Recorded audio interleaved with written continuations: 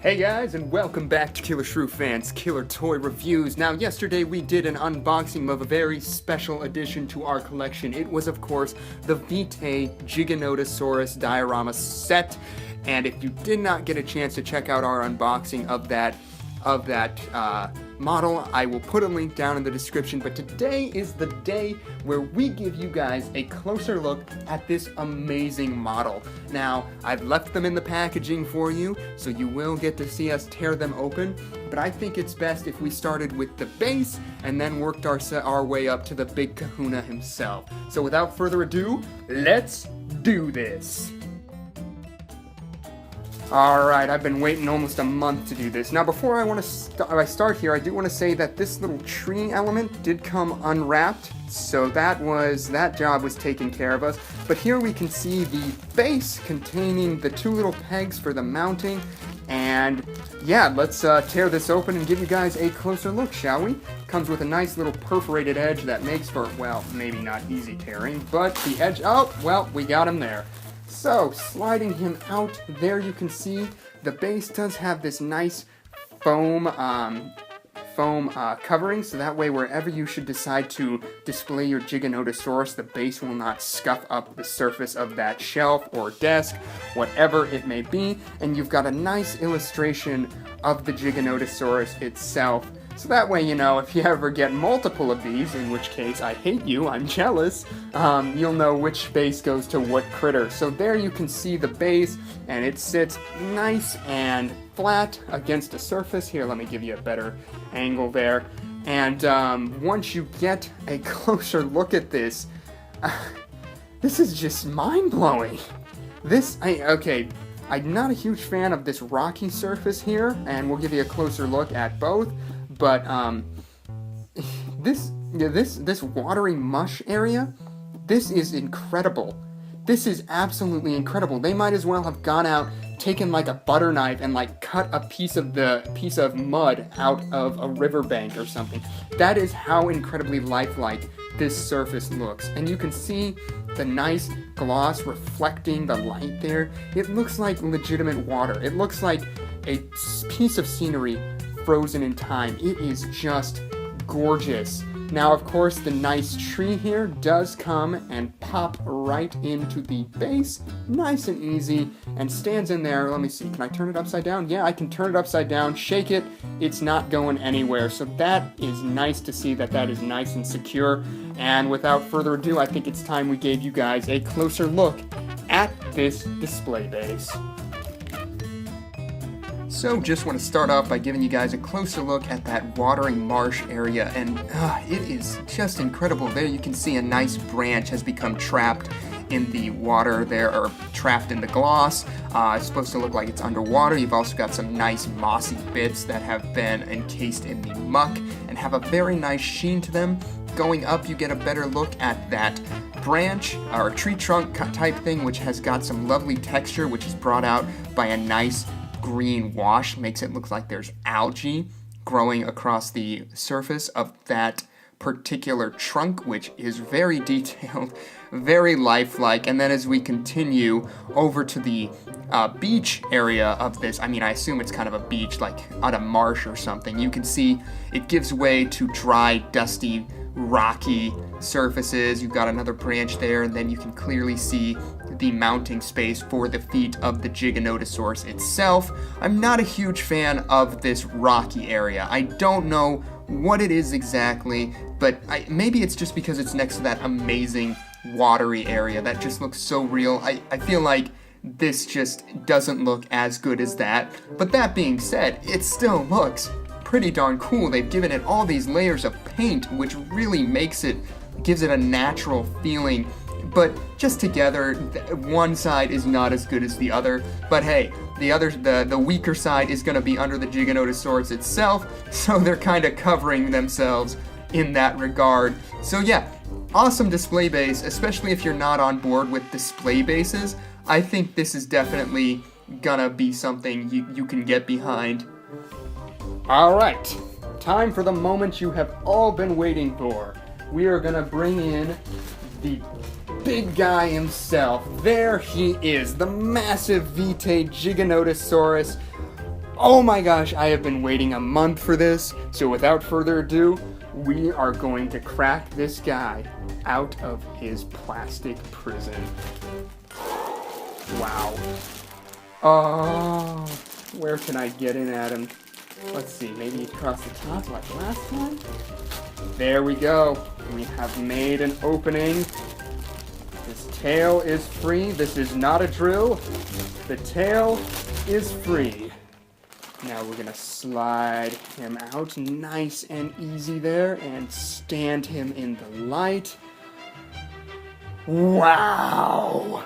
Just look at that. Look at that. Have you ever seen a more beautiful image? I know I haven't. This is the most beautiful thing I've seen in my entire life. There, I said it. And I've seen Italy, I've been all over the place. Nothing is more beautiful than this. As you can see, he does come with a nice plastic tray to keep those legs from warping during transit.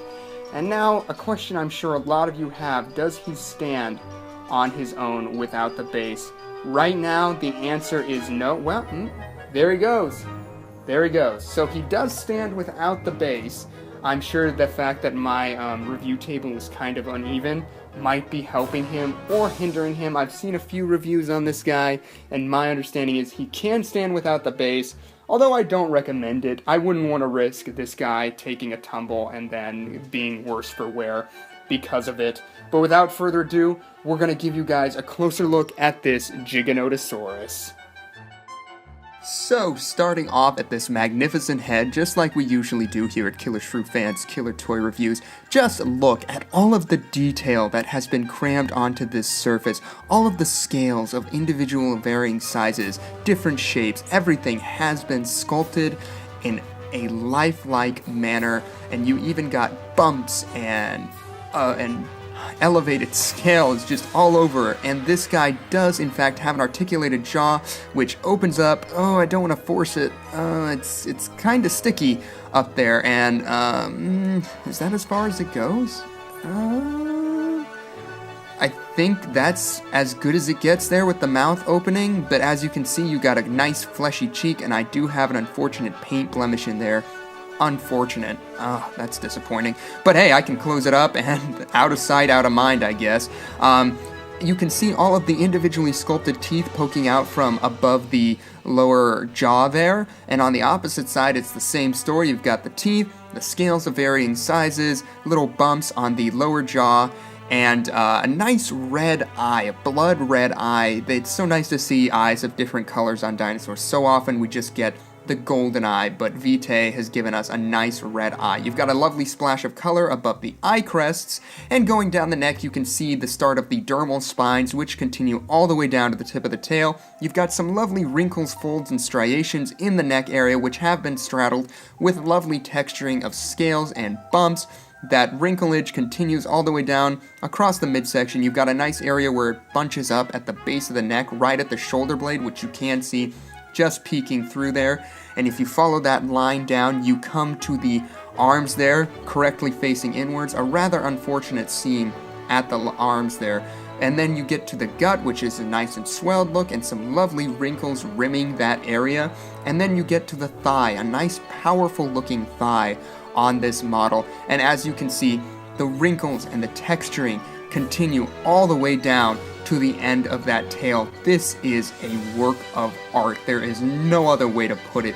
The amount of sculptural detail that is contained in this Giganotosaurus is matched by none. If you continue up the opposite end, back to the head, as you can see, you get a better look at all the striations and the little bumps that adorn random areas of this Giganotosaurus. You've got a very lovely vein on top of at the middle of the tail there, which continues all the way up to run under the thigh, where you've got some lovely pulling skin, which is wrinkling and bunching up around the thigh area. Looks absolutely gorgeous. Again, a nice muscular thigh. You get to the gut area and you can see some ribs poking through there, some lovely wrinkles and folds of skin. You've got a nice shoulder blade suggested underneath the skin there, and some more lovely wrinkles and striations bunching up as the creature turns its head slightly to the left. And once again, we're back at that glorious, glorious head. This is absolutely incredible.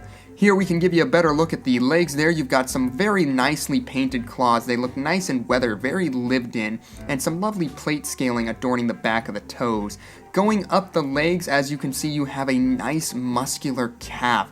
These calves are so incredibly sculpted. They look like drumsticks, like so incredibly bird-like and agile and graceful. And as you can see, we have got more wrinkles and scalings and textures galore. Here on the other side, you can get a better look at the musculature sculpted in the calves and see exactly what I was talking about.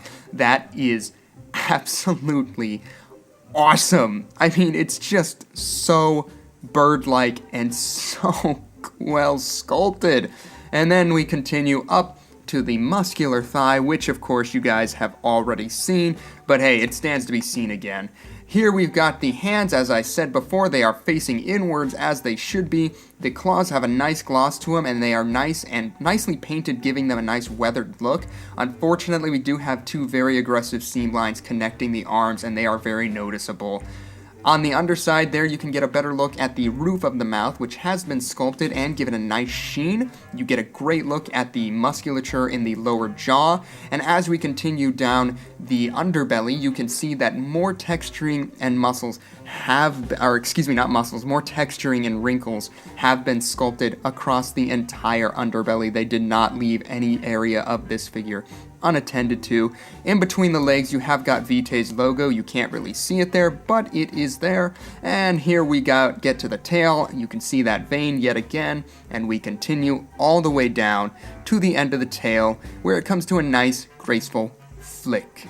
As you can see, this model is posed in a slight walking pattern with the left leg forward and the right leg bracing it against the ground, and the creature is turning its head slightly to the left, perhaps scenting the wind. The paint is incredible on this model. So many different shades of green working together to create an organic and lifelike looking paint job. It reminds me of iguana, possibly because of the spines and then the color palette that they decided to go with, but that is just amazing. There's no two ways about it. It looks so incredibly lifelike. Another interesting thing to note is that this material is incredibly rubbery. It's not a hard plastic, it's not rubber, but it's got a nice bounce to it. I don't know how else to describe it. You have to hold it in your hands to really understand it. But yeah, I thought that was interesting. So here's the Giganotosaurus with his base, and I think it's high time that we mount him. Here we have the two mounting pegs, so we're going to just pop those out of the bag here. Give me a second. Oh, come on, you open up. There we go. Come on out, you. There they are. You've got two of them, and they are just going to slide nice and easy into his feetses here. So if we take him, pop one in there, boop. All right, that's nice and snug. Pop the other one in there. Come on in.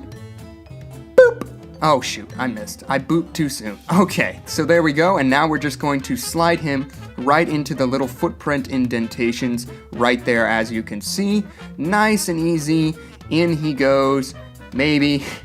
I always say nice and easy, and then it's never easy. There, he slid right in once we guided him a little bit.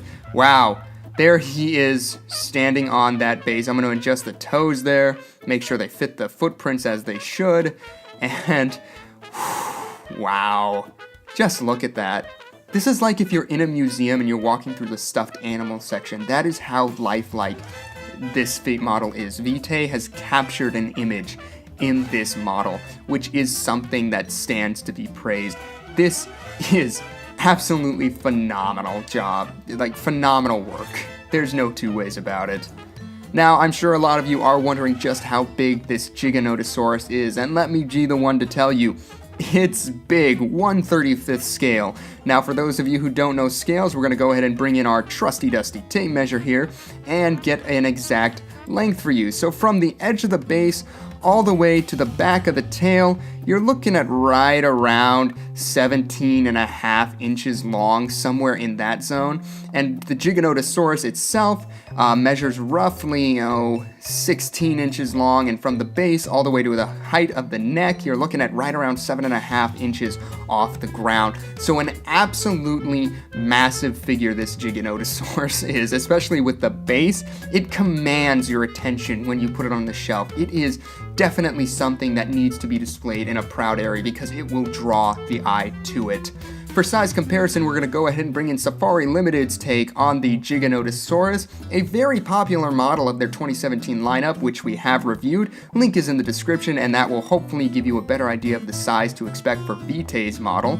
Next up, we've got the Carnegie take of the Giganotosaurus, and as you can see, the Vitae one dwarfs this Carnegie model.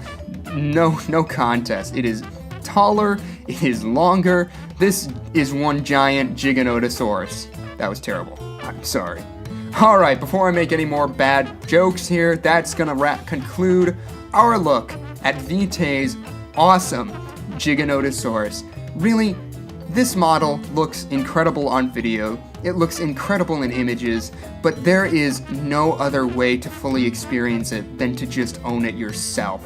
I want to give it a 10 out of 10, the first perfect score on Killer Shrew Fans' Killer Toy Reviews, but due to some unfortunate paint blemishes and rather harsh seam lines, I think I'm just gonna have to give him the 9.5 out of 10. So still pretty darn high, and maybe yours will be better than mine. Who knows? If you enjoyed today's look at this guy and you want to order one for yourself, some online retailers do sell him, or you can go straight to Vitae's Facebook page and talk to them one-on-one, which is what I did, and I highly recommend that. They are amazing. I will put a link in the description to their Facebook page. They're so friendly and helpful, and they help me with all my questions. I'm sure they'd be happy to help you. So as always, I want to thank you guys so much for tuning in. If you enjoyed today's video, don't be afraid to hit that like button to let us know that we did a good job, and also don't forget to subscribe on your way out. If you have any requests, don't be afraid to shout them off down in the comments section below. We have a lot of requested videos coming your way in the coming weeks, so stay tuned. And that's gonna do it for us today. Once again, thank you guys so much for tuning in, and Killer Shrew Fan, out.